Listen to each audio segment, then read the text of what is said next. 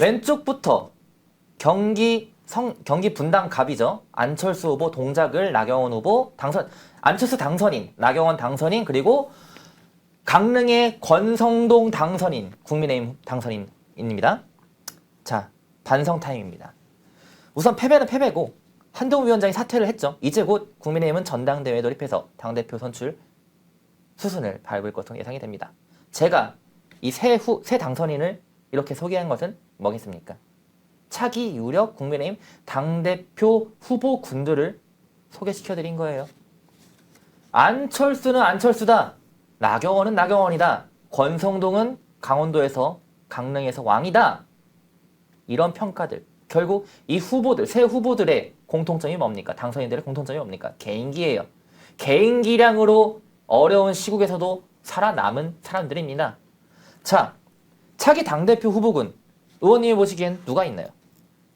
예, 저도 결국에는 좀 비윤계 중량급 주자가 좀 당대표 후보군에 오르지 않을까. 네. 왜냐하면 지금 친윤의 프레임을 그대로 가져가기에는 그렇죠. 부담이 너무 크고 네. 당의 이미지 쇄신이 반드시 필요하고 당이 반성하는 모습을 보여줘야 되기 때문에 이런 비윤계 중량급 주자 방금 말씀하셨던 뭐 안철수 의원이라던가 나경원 의원 이런 분들이 좀 떠오르게 되지 않을까 이렇게 보고 있는데요. 네. 참 다시 이 총선을 이렇게 참패를 하고 나면 정말 반드시 우리가 해야 되는 것이 이 분석 그리고 반성 이런 것들을 좀 처절하게 해야 네. 이후에 다가올 선거 그리고 2년 뒤에 이제 지선이 있을 거고 그렇죠. 3년 뒤에 네. 대선이 있을 건데 이 선거에서 이와 같은 결과를 다시 보고 싶지 않다라고 하면 좀 처절한 반성을 그렇죠. 해야 된다라고 생각을 하는데 그런 의미에서 저도 이제 좀 복기를 해보면 네.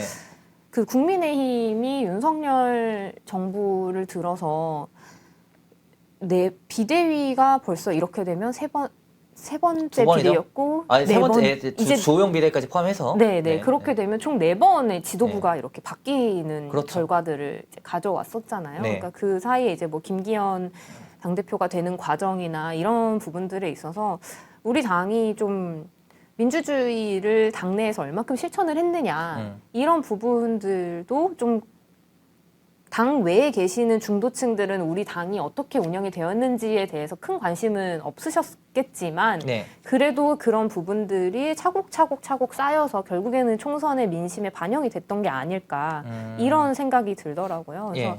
좀 정말 제대로 된 정당, 제대로 민주주의를 실천하는 당이 우리 당이다. 이제는 정말 이재명의 그 아성을 지금 어떻게 보면 이재명은 더 이번 총선을 이렇게 승리를 하고 본인의 그 151석 이상을 하겠다라는 그 목표를 다 지금 성취를 했고 그렇게 그 공천 논란이 있었음에도 불구하고 그런 것들을 다 잠재우고 지금 당을 완전히 장악을 했잖아요. 네.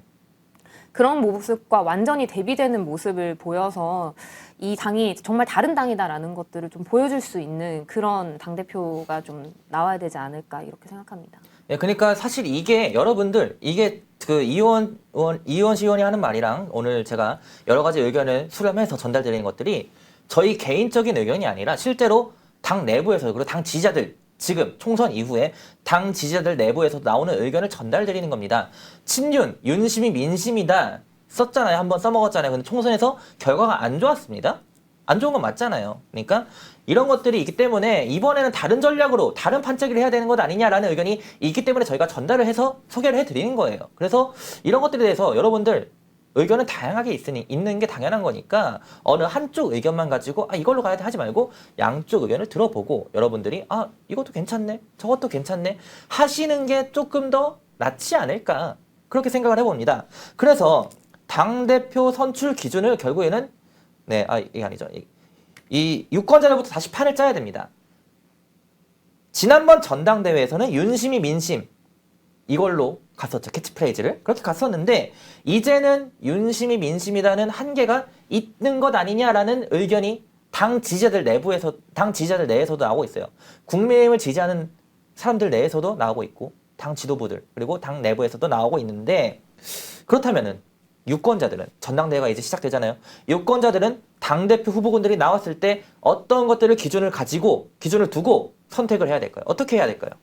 네, 우리 당의 변화된 모습을 잘 보여줄 수 있는 그런 당대표를 만들어야 된다라고 생각을 하고요. 예. 그러니까 저도 아까 한 5시간 동안 뒤지고 있을 때 그때 이제 스스로 반성을 했다고 했잖아요. 그렇죠. 아, 내가 도대체 왜 민심을 못 읽었을까? 왜 우리가 이걸 몰랐을까? 왜냐면 처음에는 이렇게 지는 결과를 봤을 때는 사실 조금 분노도 차올랐어요. 왜냐하면 그 상대편 이제 민주당 후보 같은 경우에는 선거운동을 한 달 했거든요. 아, 왜냐하면 노웅래 그 전략공천을 그렇죠. 받아가지고 예, 예. 노웅래 의원이 뭐 단식을 한다 이렇게 그렇죠. 해서 예. 결국엔 선거운동도 제대로 시작을 못하고 딱 정말 한 달 동안 지역구를 닦았는데 저희랑 결과적으로 599표밖에 차이도 안 났었고 그 네. 전에는 계속 저희가 지는 걸로 나왔으니까 그렇죠. 네. 아, 어떻게 이럴 수가 있지? 음. 어떻게 저렇게 문제가 있는 그때 뭐 꼼수 휴직하고 자기 뭐 로스쿨 가서 변호사 자격증 따고 막 이랬던 부분들이 막 기사에도 나오고 저도 뭐 인터뷰도 하고 했는데 예. 이런 부분들을 왜 유권자들은 모르는 거지? 하면서 처음에는 유권자 탓을 하게 되더라고요. 그냥 누군가 탓을 하고 싶으니까 지는 게 그렇죠. 억울하니까. 예, 억울하니까. 예, 이제 처음에는 그렇게 하면서 이번에 그 총 결과가 나왔을 때에도 아까 말씀드렸던 그 민주당의 뭐 막말 후보라던가 아니면 자객공천으로 가가지고 정말 지역구에 대해서 잘 알지도 못하는데 네. 당선되는 이런 사람들을 보면서 아, 어떻게 이런 사람들을 선택을 할 수가 있지? 이런 사람들이 우리의 대표로 대의민주주의를 수행할 수 있지라는 그런 생각이 좀 분노가 좀 났었는데 네. 근데 우리가 여기서 분노를 할 것이 아니라 그렇다라고 하면 도대체 왜 유권자들은 저런 선택을 한 것일까에 대해서 좀 우리가 스스로 돌아보고 복귀를 해야 되지 않을까. 그러니까 이런 막말 이런 것보다는 지금 정권 심판론이 더욱더 세게 작용을 한 것이다. 그렇죠. 예. 네. 우리가 이 막말 후보들 싫어하고 민주당 후보들 상대당 후보들을 싫어하는 것 이상으로 국민들은 우리의 지금 정권에 대해서 똑바로 해라, 제대로 해라, 그렇지 않으면 너네 심판하겠다라는 메시지를 이번 총선에서 얻은 게 아닐까라는 생각이 들어서 네. 아, 정말 좀 두려워요. 이제 그 식물 대통령이 이렇게 임기 내내 지속이 되는 대통령이 또 처음이잖아요. 그렇죠. 그동안에는 그래도 여소야대에서 이렇게 바뀌고 이렇게 했었는데 그런 것들을 이제 저희가 경험을 하지 못하게 되고 계속해서 이렇게 여소야대의 국면을 가져가게 된다라고 하면 국정 운영도 정말 해내기가 쉽지 않을 것이고 예. 또 국회에서도 우리의 역할을 할 수 있는 것들이 좀 한정적이게 될 수밖에 없기 때문에 이후에 다가올 선거들, 2년 뒤에 다가올 선거, 3년 뒤에 다가올 대선 이런 것들을 생각을 하면 지금부터 저희가 정말 쇄신을 하고 차근차근 또 쌓아 나가야 된다. 이런 생각이 들어서 네. 정말 우리가 원하는 것은 보수 우파의 가치이고 이런 것들은 맞지만 국민들이 듣고 싶은 것이 무엇인지 우리는 그들에게 가르치는 게 아니라 선택을 받아야 되는 사람들이잖아요. 네. 그러니까 선택을 어떻게 하면 선택을 받을 수 있는지에 대해서 좀 뼈저리게 생각을 하고 이 결과를 좀 겸허하게 받아들여야 되지 않나 이렇게 생각합니다. 자, 그러면요. 마침 얘기가 나왔으니까 출구조사, KBS 출구조사 연령대별 분석한 결과를 공유를 하겠습니다. 자, 여러분들 그래프 자세히 봐주세요. 20대 이하, 30대, 40대, 50대, 60대, 70세 이상까지 나오고 있는데요. 눈여겨볼 점은 2030입니다. 아직까지 20대 남성들은 국민의힘을 많이 좀 지지하는 걸로 나왔어요. 근데 20대 여성에서 25.3%, 그리고 30대 남성도 마찬가지로 48.3%, 30대 여성에서 35.9% 이렇게 됐고요. 40대와 50대에서는 원래 국민의힘이 낮았으니까 뭐 그렇다고 칩시다. 근데 이게요, 여러분들 지난 대통령 선거에서 20대, 30대 남성과 여성들이 지금 나오는 수치보다 높았습니다. 월등히 높게 나왔습니다. 당시에 윤석열 후보와 이재명 후보가 붙었던 대통령 선거에서 2030의 지지율, 국민의힘 지지율은 2030 남성, 여성 할 것 없이 지금 나오는 그래프보다 훨씬 높았다는 겁니다. 그리고 투표율도 훨씬 높았습니다. 지지율뿐만 아니라 투표율까지 높았습니다. 훨씬. 근데 지금은 다 어디로 갔을까요? 그러니까 이 부분을 안 짚을 수가 없다는 거예요. 지금 모든 거의 대부분의 방송이나 언론에서 이 부분을 포인트를 잡고 있습니다. 저희 펜앤드마이크도 좀 더 빨리 짚었어야 되는 아쉬움이 있지만 그래도 지금이나마 좀 짚으려고 합니다. 2030을 잡기 위해서는 이들이 필요로 하는 원하는 그런 포인트를 핀 포인트로 해서 짚어야 됩니다. 저도 이제 30대인데 30대, 20대들은 다른 거 필요 없어요. 그냥 나한테 도움이 되고 내 삶에 뭔가 좀 와닿는 그런 것들을 원하거든요. 되게 그리고 심플한 거, 어려운 거 원하지 않습니다. 복잡한 거 원하지 않아요. 심플하면서도 나한테 와닿는 거, 이런 메시지, 간결하면서도 와닿는 메시지를 원합니다. 그래서 지난 대통령 선거에서 여가부 폐지 한 줄이 폭발적인 인기를 얻었던 겁니다. 여가부 폐지 한 줄 공약. 한 줄 공약이라는 게요. 그때 당시 대통령 선거에서 왜 인기를 끌었는지 너무나 간결하면서도 핵심적인 문구만 들어가 있으니까 열광을 하는 겁니다. 그래서 한 줄 공약이 인기를 얻었던 거예요. 2030의 표심, 이제는 좀 잃어버린 국민의힘 입장에서는 잃어버린 2030의 표심 되찾으려면 어떤 아젠다들을 좀 제시를 해야 될까요? 아젠다를 제시하기에는 아무래도 공정의 이슈를 이번 최근 2030들에게는 정말 네. 그 이슈가 그때 조국 이슈가 확 불타 올랐던 그렇죠. 예. 것도 공정의 이야기가 있었잖아요. 네. 근데 사실 이번 총선에는 그런 공정의 이야기들 우리가 많이 얘기하지 못했고 예. 다시 저도 생각을 해보면 이들은 그러니까 좀 상대방을 까내리고 뭐 막말이라던가 범죄자들 뭐 이런 얘기들이 사실이지만 네. 좀 그런 부분들이 좀 잘 전달이 되지는 않았던 것 같아요. 그러니까 네. 우리는 그렇게 얘기를 하지만 선택을 해야 되는 유권자들 입장에서는 그런 것들이 좀 잘 받아들여지지는 않았던 것 같아서 네. 저는 여기서 좀 눈여겨봐야 될 것이 네. 개혁신당 같은 경우에 사실 지지율이 그렇게 많이 나오지도 않았었고 그렇죠. 새로운 미래 같은 경우에는 아예 이제 원외 정당 한석만 얻었죠. 네. 네. 근데 비례를 아예 받지를 못해서 사실 그때 뭐 막 2주 동안 뭐 통합하고 뭐 다시 깨지고 이러면서 저 당이 좀 힘들겠구나라고 생각을 했었는데 네. 예상외로 일단 이준석 대표가 당선이 선전을 했죠. 예. 됐고 개혁신당 3석이면 선전한 거예요. 네, 나름. 3석까지도 가져간 거예요. 네. 그게 어떤 의미인지를 좀 저는 우리가 좀 눈여겨볼 필요가 있다라는 생각이 들었어요. 왜냐하면 보통 이제 그 전까지의 이런 소수 정당 같은 경우에는 정의당 같은 경우에는 사실 가치 기반의 정당이었고, 네. 뭐 국민의당 같은 경우에는 그 큰 국민의당 말고 작은 국민의당 네. 같은 경우에도 뭔가 지역 기반, 그렇죠. 인물 기반, 뭐 이런 이준석 대표 같은 경우 개혁신당은 인물 기반이 조금 있기는 하지만. 네.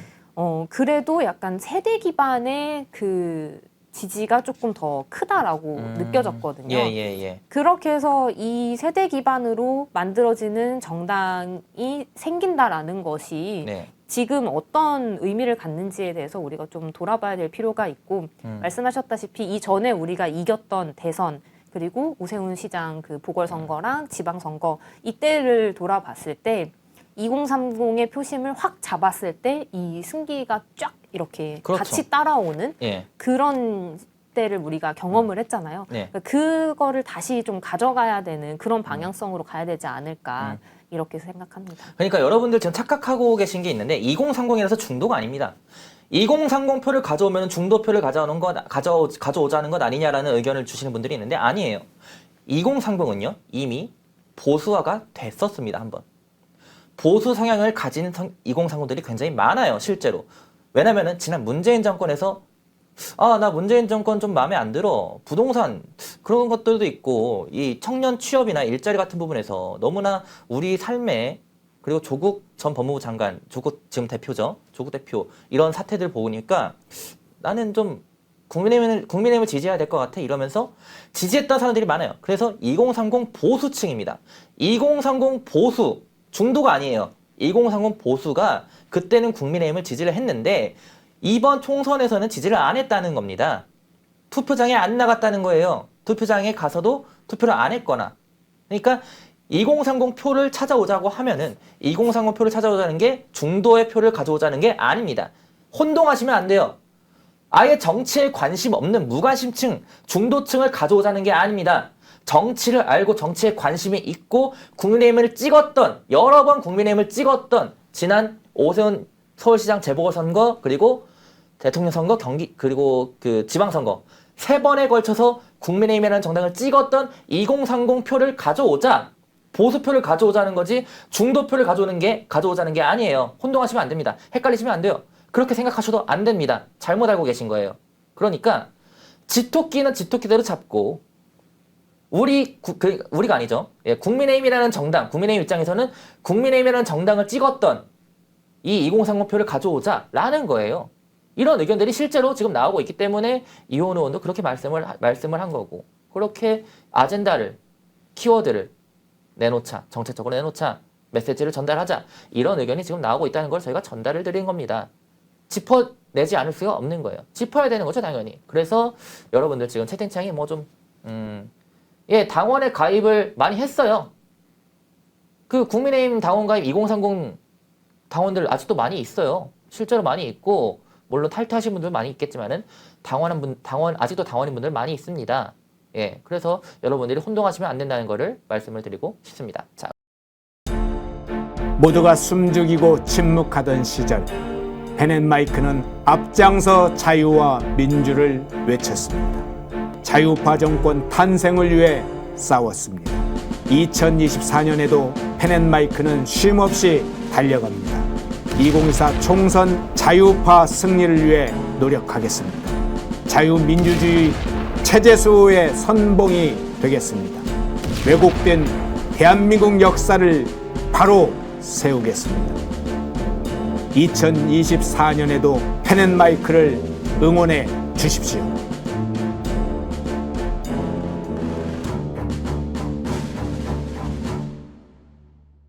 인터넷 검색창에 펜앤마켓을 검색해 주세요.